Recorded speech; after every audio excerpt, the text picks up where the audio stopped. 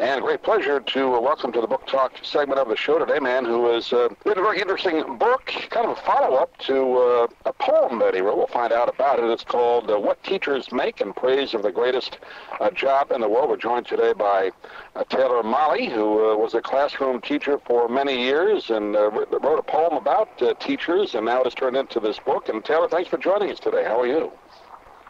Doug, I'm doing very well. Thank you for having me on the show. Yeah, good to have a chance to talk with you for a couple of minutes. First of all, congratulations on the poem you wrote. I think a lot of not only teachers out there, but people that have kids in school probably appreciate that. What's been the reaction since that poem came out? Well, the poem, also called What Teachers Make, was written in 1998 after I was insulted by a charming lawyer at a New Year's Eve party, right. Who basically said, why would anybody ever want to become a teacher in this day and age? And then he turned to me and said, I mean, you're a teacher, Taylor. Come on, be honest. What do you make? And I was so mad that night that I couldn't say anything. But I wrote the poem the next day, and it was the comeback that I wish I had been smart enough to say to him that moment. And I said, you want to know what I make? I make kids work harder than they ever thought they could. I can make parents tremble in fear when I call home at around dinner time. And then it ends with the line, here, let me break it down for you so you know what I say is true. Teachers make a difference. Now, what about you? And I posted it on my website, which in 1998 was brand new and had lots of pages that said under construction and coming soon. And I started immediately to get emails about the poem. I had touched a nerve, and teachers would write to me and say, I've been asked that question, why did I become a teacher? What do you make? And now, finally, you have given me the words to come back with. And that made me feel good, because one of my favorite definitions of what a poem is something that often was thought but never so well expressed. Mm. So the response to the poem, especially after it got put up on YouTube in 2004 or 5, has been tremendous. And so this spring I wrote a book, which is the story behind the poem, but it's also my educational philosophy and the kind of the anecdotes that went behind the writing of each line. But at its core, it is a love letter that I wrote to the teaching profession.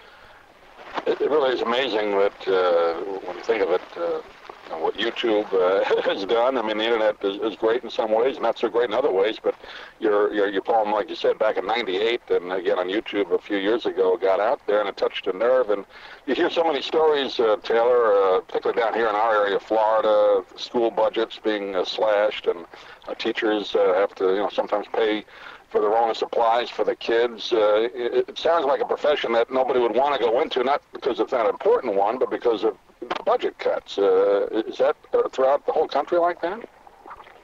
That is throughout the whole country, Doug. And as long as we have a system that pays for schools, even in part by property taxes, and don't get me started talking about that. I'm in no means an expert on the funding of public education, but that's going to virtually guarantee that the highest paid teachers are going to be in the wealthiest districts, and the inner city schools that where kids are arriving at school hungry, and possibly from a one parent family or a one grandparent family, very tough teaching conditions. That is where new and inexperienced teachers are going to go and see whether they like teaching. And we're losing too many teachers after the first 5 years. 50%, at last I heard, of all teachers quit after the first 5 years. Wow. And we need to do something to make to increase the mentoring of young teachers. And we've got to get there are a couple of schools in the nation that have done very interesting experiments whereby they pay their teachers $100,000 a year. You have to make certain kinds of concessions, and these are not union teachers. So I'm sure the teaching unions are completely against schools like this, but that teachers are the worst paid professionals of any other professional that has a similar level of education required, and that's just a travesty. And you talk about it in the book, kind of amplify that, particularly down here in Florida. We've had this the last 10 or 15 years where they have a test called the FCAT. Every student has to kind of pass that test before they can move to the next grade. I think they've kind of changed it in the last year or two, but it seems like many cities now or school districts now, or the teachers are kind of put in a bind where they almost have to teach to a test because it reflects poorly on the teacher if not enough kids pass it. So it kind of adds another burden to being a teacher, doesn't it? Not only that, but the teaching, that is a catchword, teaching to the test, which is where the only thing you are teaching is how to pass this test. What nobody really understands is that if you focus all of your energies on one thing, your progress will not proceed as you would think. If you study poetry is probably not on the FCAT, but studying as soon as you cut music and art and dance from your curriculum because you think you no longer have time to afford it, you need to get more students to pass the FCAT in order to progress. If you cut music and art and dance in the service of increasing test scores, you will reluctantly discover that the opposite is happening. As soon as you cut music and art and dance, you've already lost the battle.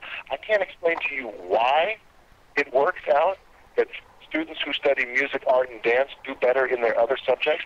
I only know that it works. A politician could never say that. I'm not a politician. I'm a public. Yeah, I went to have the opportunity to go to both public and a private school. 6 through 12 was actually 7 through 12 was a private school, which focused heavily on arts and music, courses that unfortunately the public schools are not doing as much anymore, if at all. And I think you make a good point there that once you take music and art and those kind of things out of the curriculum, not that you don't want to have, the math and all that too, you need that, but it makes the atmosphere a lot worse, doesn't it? Yeah, it does.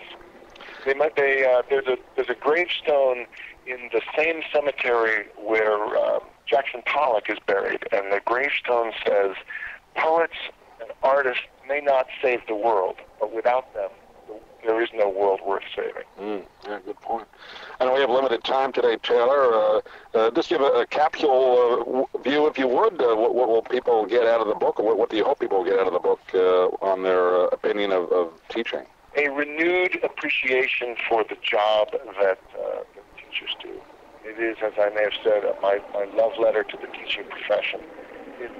It'll brighten the day of any teacher, and also give a glimpse into that world.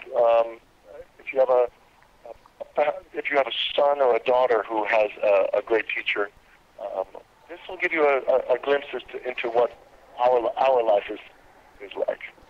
I know as someone, I guess everybody probably, hopefully, in their life has at least one or two teachers, at least in their elementary school, maybe high school career, that you remember to this day. I have a couple. I guess you probably do as well. I hope kids today are going to have that opportunity to have a teacher or two that they remember for the rest of their life. Sometimes you would think that they do. There are, unfortunately, many people who say, "Nope, I can't name a single teacher I had who really made a difference for me," and that's too bad. I have had dozens. I can remember the names of almost every teacher that I've had. But if I could give one piece of advice, now with the internet, it's so much easier to track those teachers down. Go, track them down, tell them that they made a difference for you. And that is one of the ways that teachers get paid, although you don't see that on their contract. No, that's a great idea. The name of the book is called What Teachers Make. We've been talking with Taylor O'Malley today. Taylor, you have a website, they can get a hold of you, get a hold of the book if they like. Yeah, my website is exactly what you would think it would be, TaylorMali.com. Mali spelled like the African country, M-A-L-I. Great. Taylor, appreciate you taking a few minutes, and we look forward to hopefully doing it again down the road. Thanks for joining us today. Anytime.